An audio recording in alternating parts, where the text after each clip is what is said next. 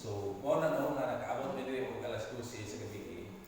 Mo na nga among itugyan sa Ginoo nga among lakaw, grabe nga lakaw na mo nga nakatulog ko inabot na alas 3 kadlaw. Imbis kinahanglan na ko mo ay pati na ko nga murag ko kanang makulaps nga pamati na ko nga kanang murag wala gid akong mughan kanang murag na ilog-ilog bang murag na palo na ko mananaw. O tong bangon ko dali-dali pamuka na ko sila ko hilot ako ni kay murag maglain ni akong lawas. Mo tong pagtanaw diri sa kuwaran na ako kaluspat. Kay pamati na ako sa akong pamati sa akong lawas murag kanang na ilog-ilog bitaw na kanang murag di na ko kasabot.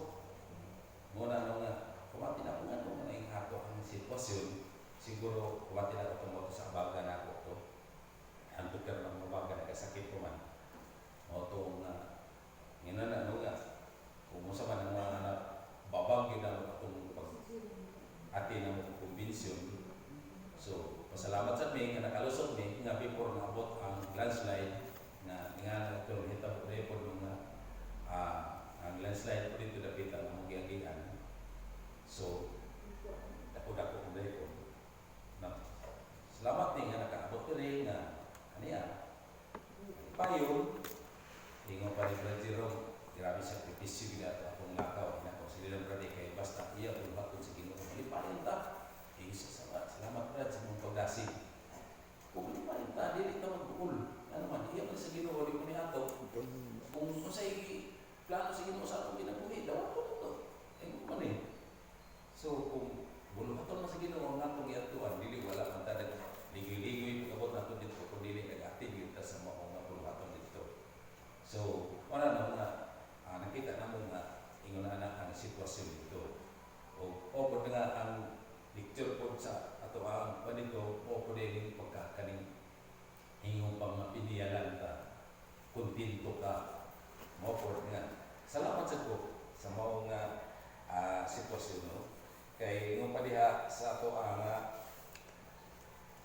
buot sa Dios nga likayan nato ang mahulog ta sa tentasyon. Kay kung ang tentasyon na gani mo ay magpasulabi mo ay anaa matay biklon ka sa gamay ba nga butang na hantod nga kung madala ka diha ka ta nga ganayon hantod nga inanay nga maabot nga moingon ang kaaway nga madala man ay ka sa hinay-hinay basig maabot na anya na dinagko. So mura nga ingon pa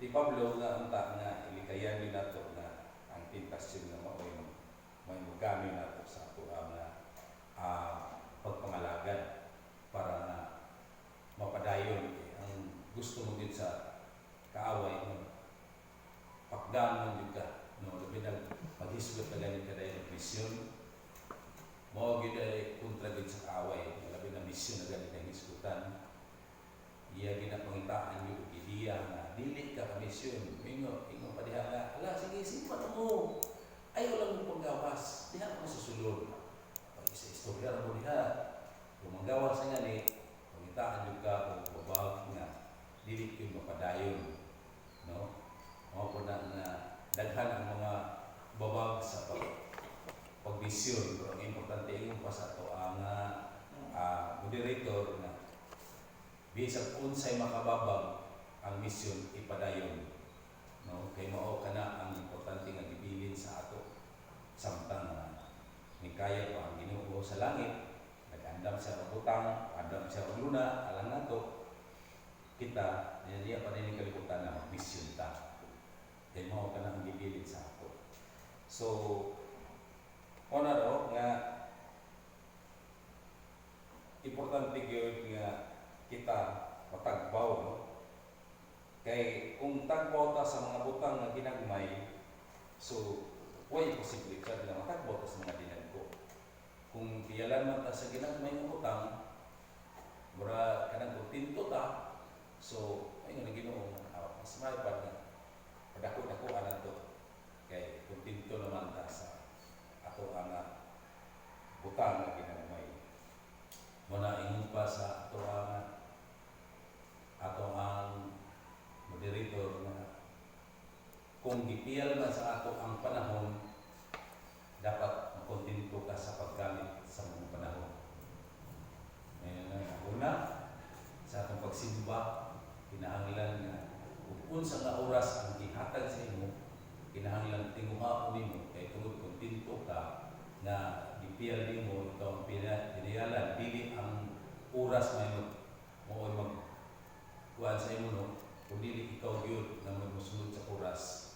Kay kung magpaluya-luya ka o murag ka nang iyong madala, murag imo halang himuon nga yan ako taon kay pa mo po nga naman nana kuno ang sitwasyon kay gipiyal sa ato ang pagpangalagad ang Domingo, gipiyal na kung usa ka adlaw usahay ingon pa niya ngano kuno nga duha na lang gyud kuno ka oras ang atong pagsimba sa Ginoo.